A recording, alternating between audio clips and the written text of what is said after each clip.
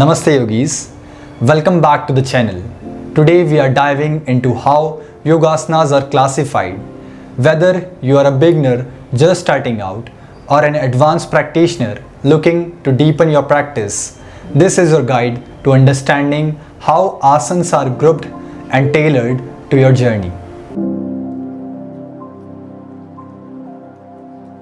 Yogasanas are traditionally classified into three levels: beginners, intermediate and advanced.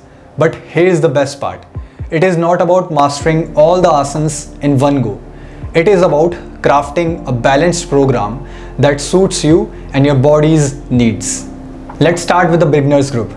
This is perfect for those who are new to yoga or anyone who might be recovering from illness or dealing with physical limitations. These asanas are simple but effective, designed to prepare the body and mind for deeper practices. And trust me, they are just as important as advanced poses. In this group, we focus on building a foundation. Think of it as laying the groundwork for a steady practice. Poses like the Pavan Muktasana series, Surya Namaskar and basic meditation postures help you develop flexibility, ease tension and improve overall health. Now, once you have mastered the basics, you can move on to intermediate group. These asanas are a bit more challenging, requiring more stability, focus and breath coordination. Here we explore deeper forward bends, spinal twist and even balancing poses. Intermediate asanas demand more from your body, but they also help cultivate mental clarity and enhance your connection with breath. It is a perfect level for those who are comfortable with the beginner practices and are looking for the next level.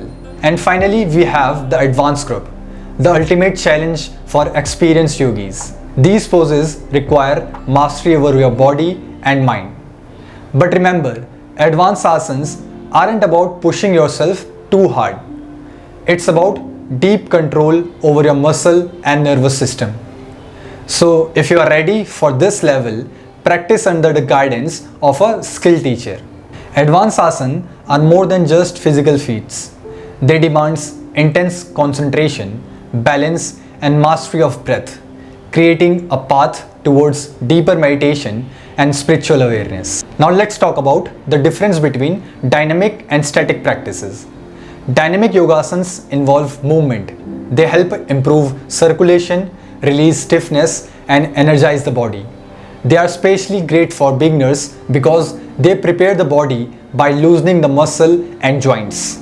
These dynamic poses stimulate the internal system, improving digestion, toning muscles and strengthening the lungs. They are perfect for building energy while keeping your practice light and fluid. On the other hand, static practice require holding the body still in a pose, sometimes for several minutes. These are more subtle and are often practiced by intermediate or advanced yogis. They help activate pranic energy and calm the mind.